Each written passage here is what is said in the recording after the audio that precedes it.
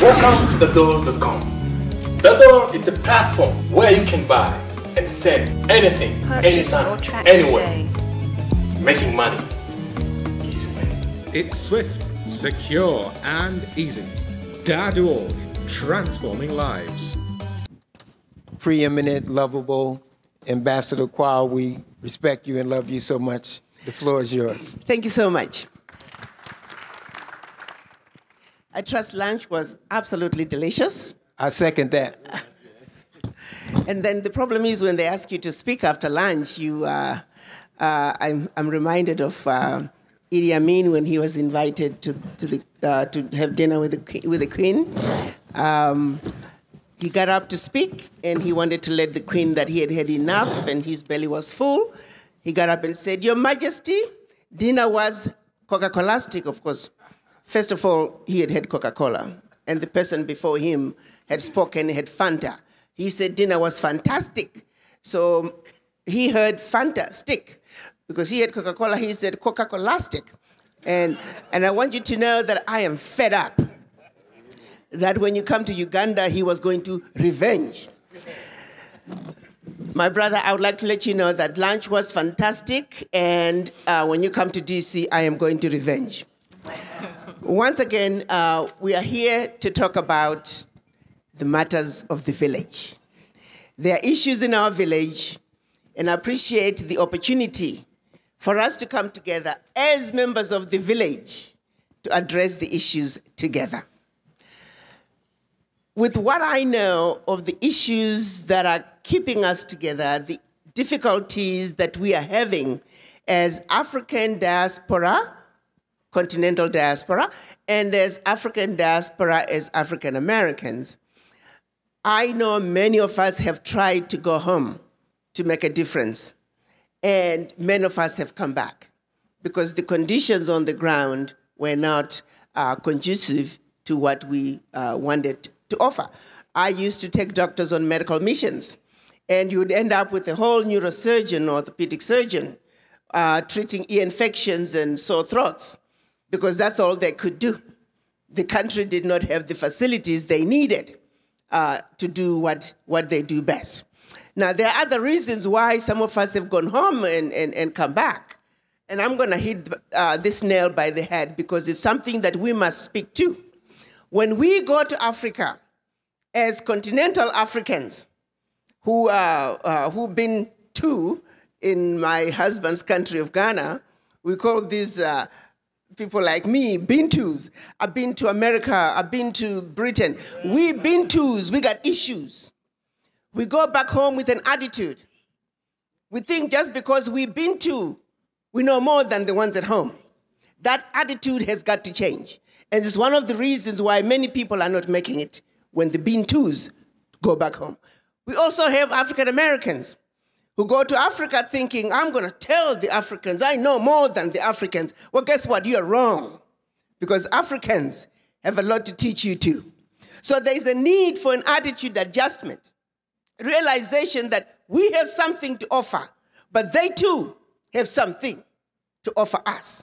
What is needed is for us to work together, because united and understanding each other, that's the only way we can come together in a meaningful way and build the Africa that we want. At the African Union Mission, that's one of my mandates, two main mandates. One, to promote Africa in the Americas, and the second one, to bring the diaspora home by any means necessary. With that understanding, I sat down to ask myself, how then do I go about, one, taking this very diverse, interesting group of people who don't like each other? How do I go about bringing them together so we can go home? Looking at the issues that we are dealing with on this side of the Atlantic as well as the opposite side, I came to the conclusion that the only way we can effectively go back home as African diaspora to accomplish two things. One, yes, to bring the expertise that is needed, but two, I remember 2 years ago, President Trump was addressing the African heads of states, and he said, I don't know why you guys are poor. My friends go to Africa poor, they come back rich. Are you with me? So for those who think the African heads of states are calling you to come home because they just want your money, wrong. We are saying, if you don't show up and you stand up and be counted, next time the contracts go to the Chinese, shut up. How do we give you contracts when we don't know where you are? How do we know about your business when you don't stand up? And that is the challenge the African heads of states are running into. Next Tuesday, I think Monday, Tuesday, Wednesday, there's a conference going on in Nairobi.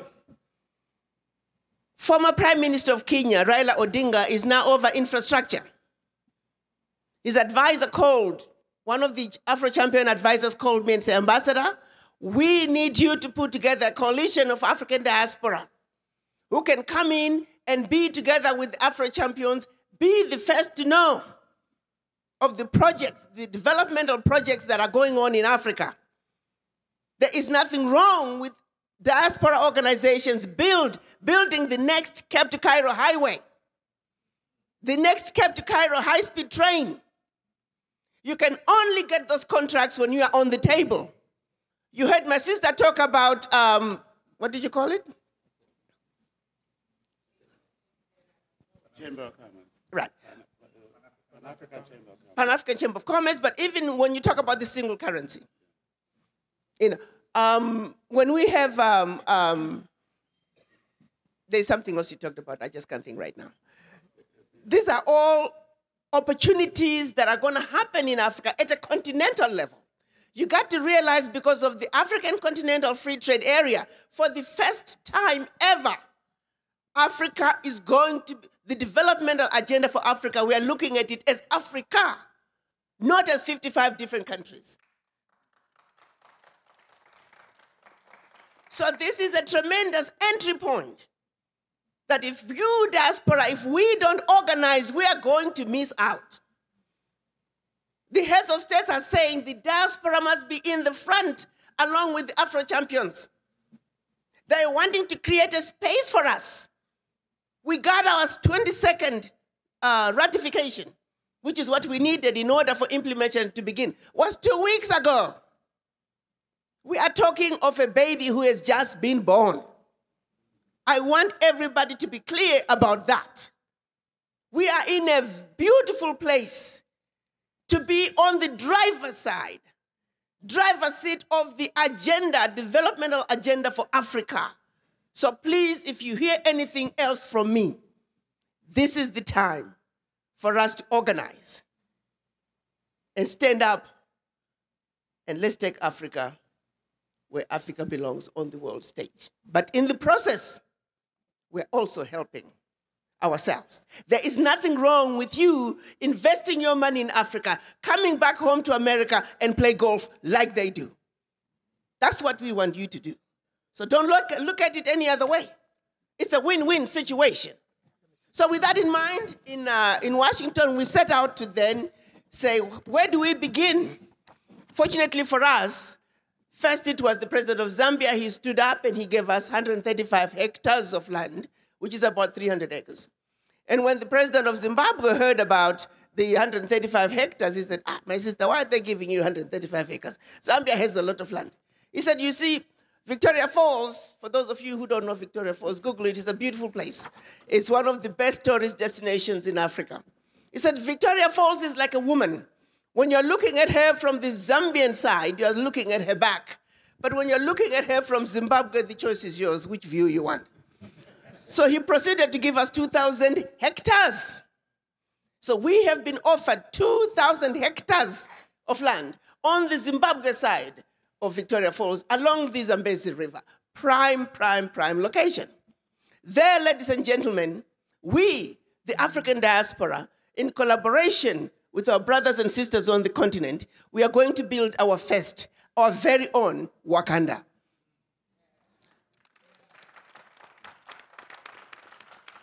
We're calling it African Diaspora Centers of Excellence. Why are we building Wakanda? Money alone is not enough to bring change, sustainable change that Africa needs.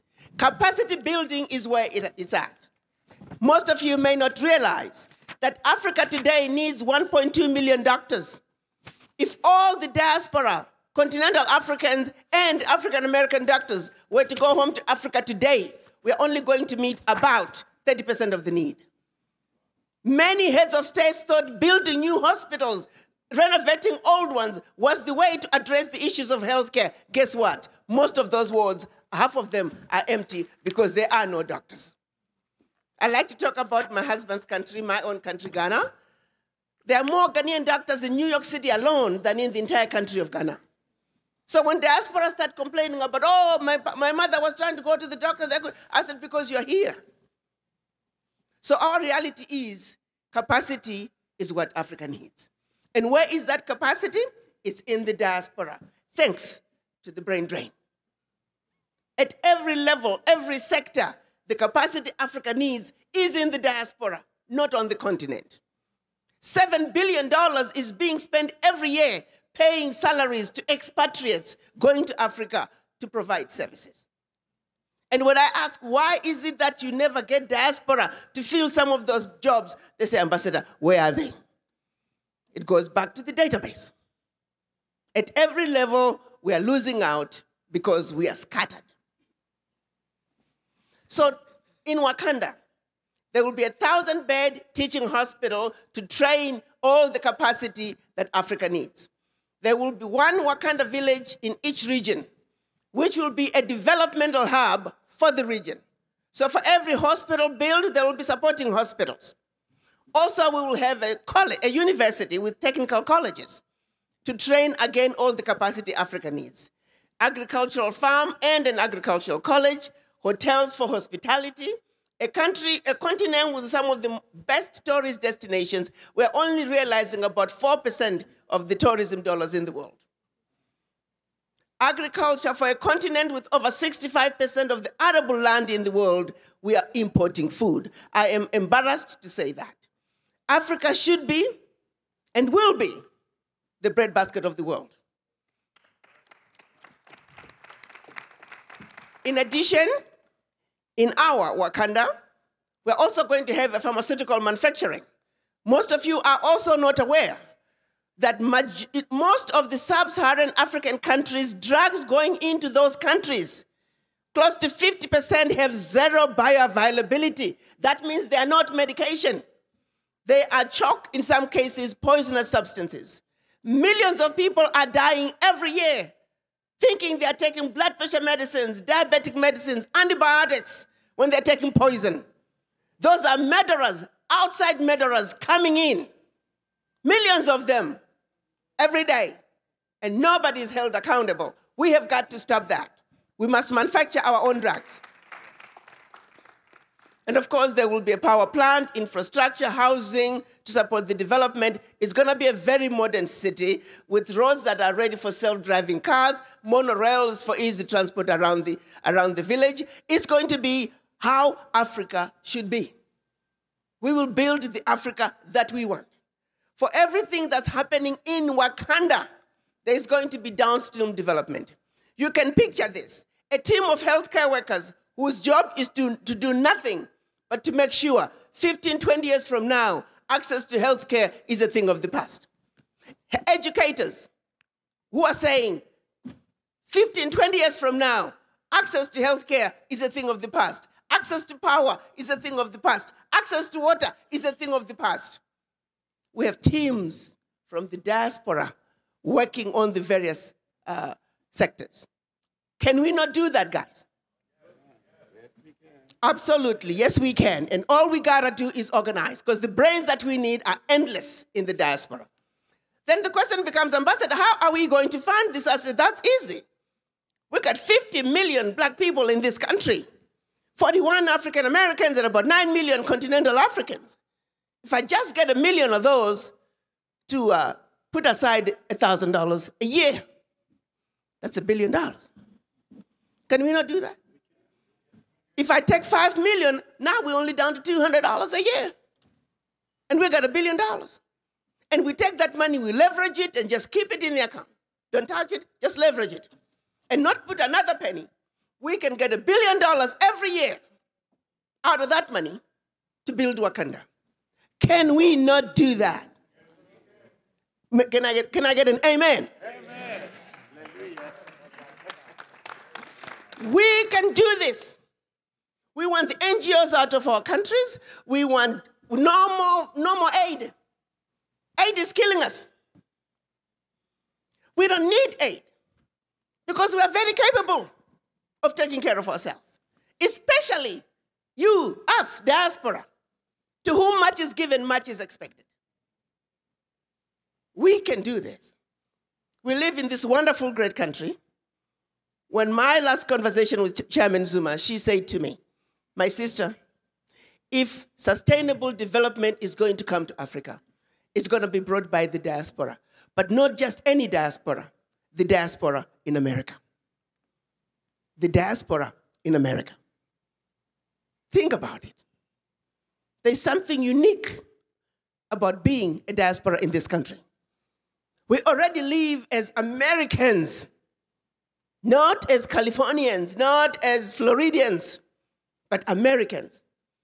Subconsciously, we're already integrated. So moving into Africa is a piece of cake.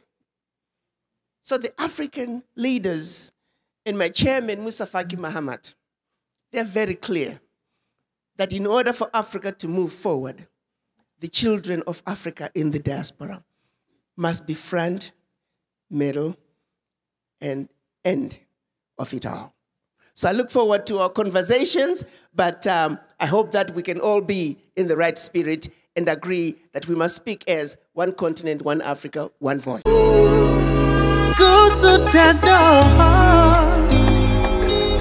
Hello, my name is Saqib Hamid, the CMO of Dad.org.